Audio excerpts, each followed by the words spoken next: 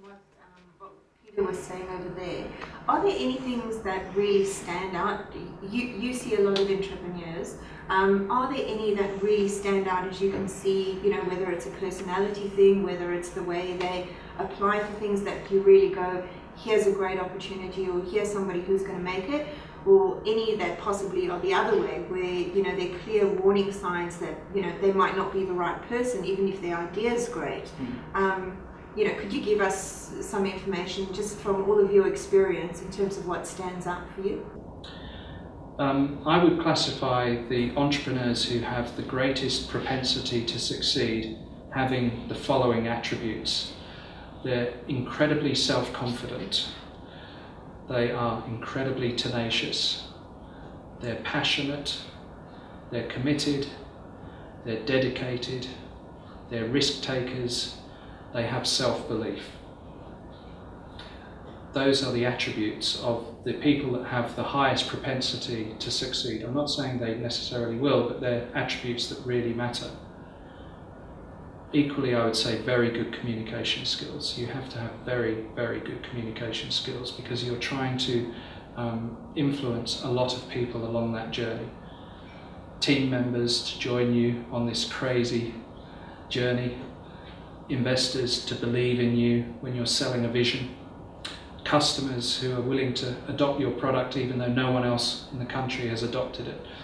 That requires incredible communication skills to do that.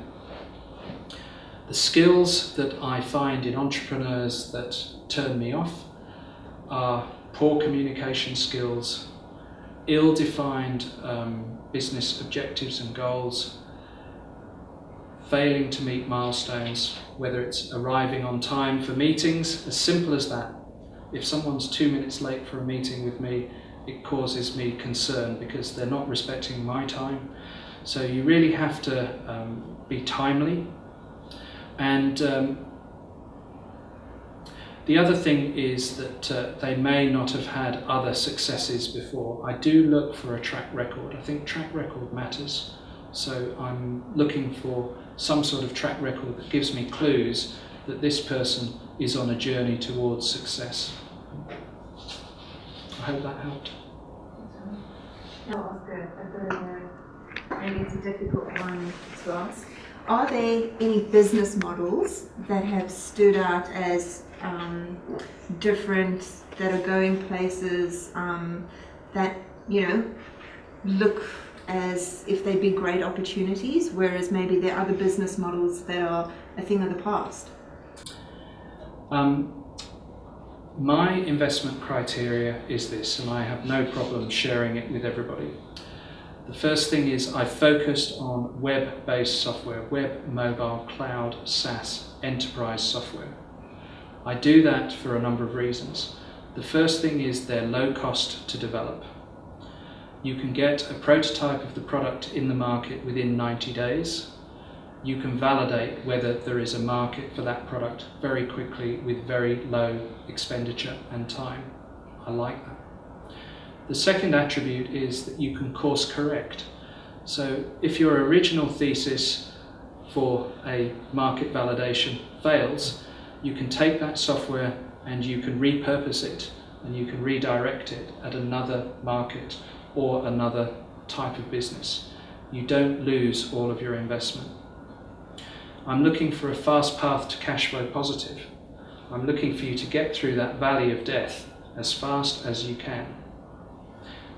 Because once you are at the point of earning more money than you're spending, you're in a very good position. You have more time to consider how you're going to grow.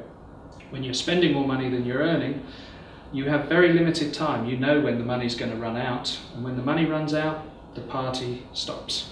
So the game is over. I look for global opportunities. So if someone comes to me and says, I'm going to be number one in Australia, I really don't care. Australia makes up 2% of the global market. I'm really not interested in things that are going to be number one here. I want things that have the potential to be number one or number two in the world. I'm looking for a great management team, so we've already talked about that, and I'm looking for a vast total addressable market. So I like markets not in the tens of millions or the hundreds of millions. I'm looking for potential markets in the billions of dollars. So I'm looking for very large total addressable markets. If it's $1 billion market and you own 5% of it, that's still quite a significant business. In fact, it would get you close to the ASX 500. So I like to see opportunities that have really big total addressable markets. They're my secrets. So one of your requirements is commitment, Yes. but one of the top tips was also don't quit your day job. Yes. So how do you make the trade-off of when to quit your job and to commit fully to it? I think that's a very difficult question to answer. I think you will know when the right time is to cut the umbilical cord with your safe life, and it's when you have got a product in the market, it's generating revenue, and you can't keep up with the business that is being generated by doing evening work or weekend work. I'll give you one example. One of the companies that I invested in very early was a company called Soulmates Technology. It was two guys I introduced to each other, Daniel Hay and Martin Haynes. They decided in 1998 that matchmaking on the internet was going to be big business, and it would move from newspaper matchmaking to the internet. They were absolutely right, but what they did was they both carried on with their day jobs for 6 months.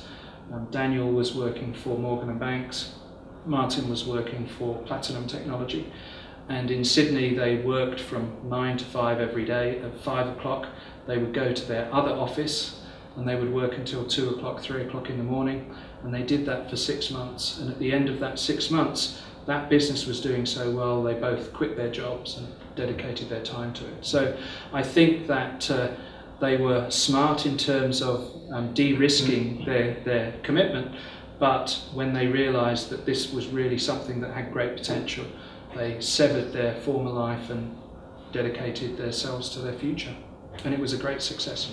I guess the trade-off of that is they might burn out while they're in the building process. Which is true, and so I think another attribute is you have to have the energy and the capacity to do this. One thing I rather jokingly say in some of my talks is that if you are, I prefer to see entrepreneurs that are single. For those that aren't single, they will be single at the end of the journey because it's such a commitment. You're going to be spending more time on this than you are with your partner, and you need to understand that going into this, because there is a price to pay, and the price is time. So if your family or your significant other or your other activities are very, very important to you, and you're not willing to sacrifice those for doing this, you really shouldn't be doing it, because it's a very all-inclusive journey that you're going to go on. I guess also it's a matter of priorities too, and there are only so many hours in a day, and how you can use those hours most effectively. It's very true. Yeah.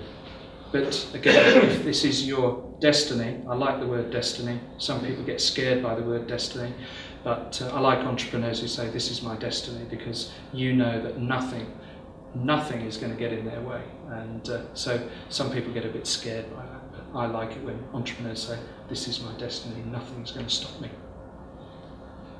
So. Thank you. Thank you, everybody. I think that was an excellent note to end on.